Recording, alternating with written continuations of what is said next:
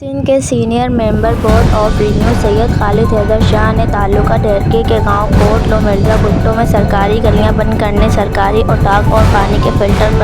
Plant مبینہ قبضوں کے معاملے کا سخت نوٹس لیتے ہوئے ڈپٹی کمشنر گوٹکی کو تحقیقات اور قانون کے مطابق کارروائی کرنے کی ہدایت جاری کر دی ہے۔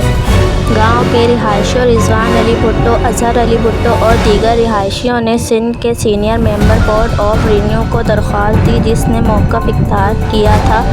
کہ گاؤں کی سرکاری گلیوں، راستوں اور کمیونٹی سینٹر پر بااصرار افراد مبینہ طور پر غیر قانونی قبضے کے دیواریں اور گیٹ تعمیر کر رہے ہیں،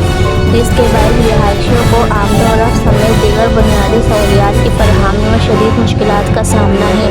رضوان بھٹو اور دیگر درخواست گزاروں نے الزام عائد کیا ہے کہ گاؤں کے بااثر افراد امین بھٹو عرف مینا، شہزاد بھٹو، زاہد بھٹو، محسن بھٹو، ارشد بھٹو اور دیگر نے سرکاری گلیاں بند کر کے سرکاری اوٹاق اور پانی کے فلٹر پلانٹ پر بھی قبضہ کر رکھا ہے، جس سے عوامی مفاد متاثر ہو رہا ہے۔ اور گزاروں نے مزید بتایا کہ ڈپٹی کمشنر گوٹکی، اسسٹنٹ کمشنر ڈھیرکی اور مختلف انتظامی اور عدالتی فورمز کی جانب سے جاری کردہ احکامات پر عمل درآمد نہ ہونے کے باعث سرکاری املاک سے مبینہ قبضے ختم نہیں ہو سکے ہیں۔ انہوں نے مطالبہ کیا کہ سرکاری زمینوں اور عوامی راستوں سے قبضے ختم کر کے عوام کے لیے راستے بحال کیے جائیں۔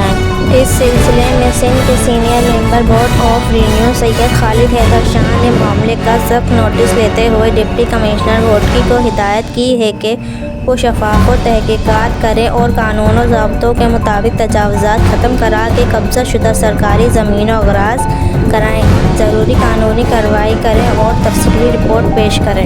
دوسری جانب درخواست گزاروں نے امید ظاہر کی ہے کہ ڈپٹی کمشنر گوٹکی اور اسسٹنٹ کمشنر ڈھیرکی سندھ انٹروجنٹ ایکٹ 2010 کے تحت غیر قانونی قبضے ختم کرا کے ذمہ دار افراد کے خلاف قانونی کارروائی کریں گے، تاکہ علاقے کے رہائشیوں کو درپیش مسائل کا مستقل حل نکل سکے۔ درخواست گزار رضوان علی بھٹو کا کہنا ہے کہ اس معاملے کے حوالے سے وہ پہلے بھی متعدد مرتبہ ڈپٹی کمشنر گوٹکی کو درخواستیں دے چکے ہیں، لیکن اب تک کوئی مؤثر اقدام نہیں اٹھایا